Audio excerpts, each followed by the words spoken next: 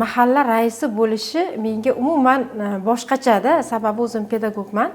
Mahalla tizimida umuman menga keskin burilish bo'ldi-da.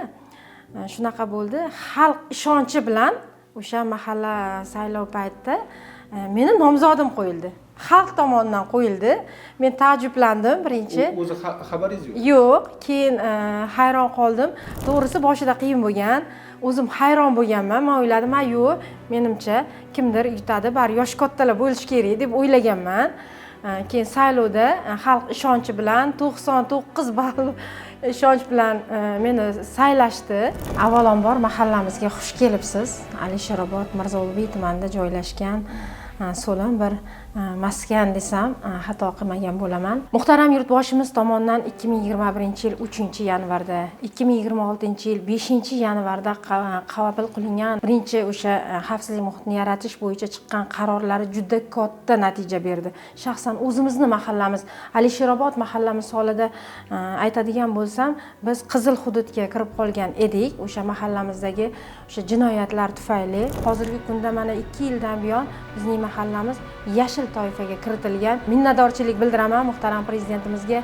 Yana bir narsani aytib o'tmasam bo'lmaydi. Aynan ichki ishlar xodimi bilan mahallani yettiligini jipslashtirdi xalq bilan. Ishonchi ortdi.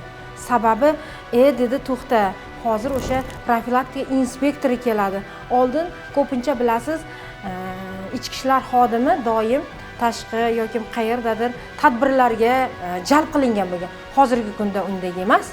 24 soat kelsangiz mahallada topasiz albatta.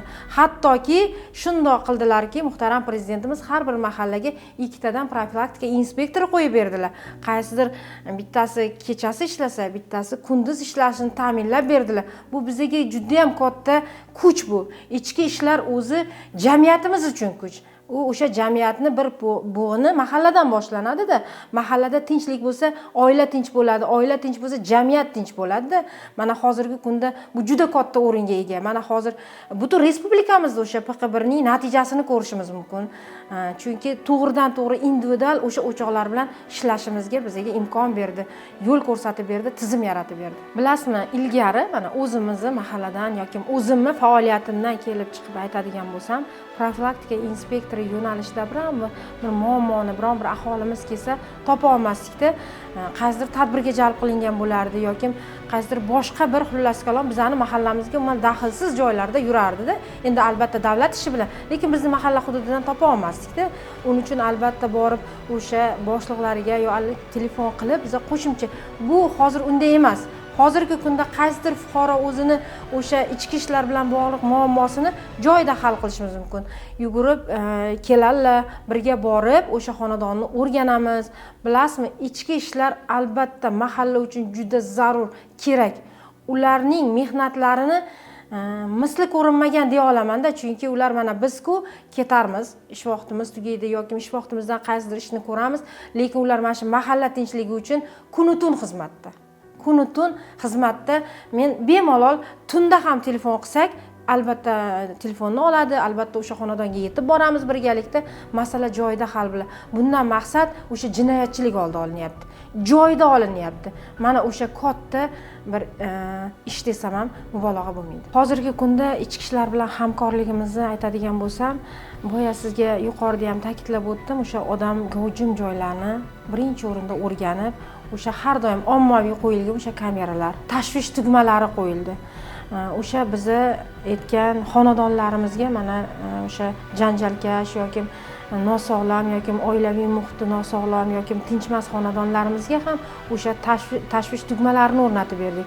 Bu juda katta narsa berdi. Sababi biz muhitni o'sha xonadon bo'ladimi, ko'p qavatlimi, ko'chami, o'sha ko'cha doimiy nazoratda ichki ishlar tomonidan.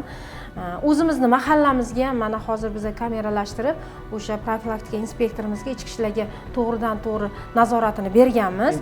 Ular integratsiya qilib berganmiz. Ular begona mashina kirib qoladimi, begona shaxs yuradimi, buni juda tez aniqlashadi. Yugurib joylariga yetib borishadi. O'sha jinoyatni jilovlash uchun juda ham katta imkoniyat berdi.